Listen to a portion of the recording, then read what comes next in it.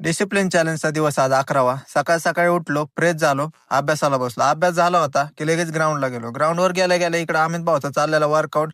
अमित भाऊचा workout बघून आपण पण आपल्या वॉर्मअपला चालू केलं. वॉर्मअप झाला की थोडीशी स्ट्रेचिंग आणि लुजनिंग केली. वॉर्मअप आणि स्ट्रेचिंग पूर्ण केली आणि लगेच इकडे वर्कआउटला चालू केलं. वर्कआउट मध्ये आज आपल्याला 800 मीटरच्या स्प्रिंट मारायच्या होत्या. आज आपल्याला 800 मीटरच्या 3 स्प्रिंट होत्या. 800 मीटरच्या मस्तपैकी 2:40 2:45च्या आतमध्ये सगळ्या स्प्रिंट मारल्या आणि वर्कआउट संपवला. ही बघा आजची बॉडी कंडिशन आहे. मस्तपैकी मग एबीसी वर्कआउटला चालू केलं.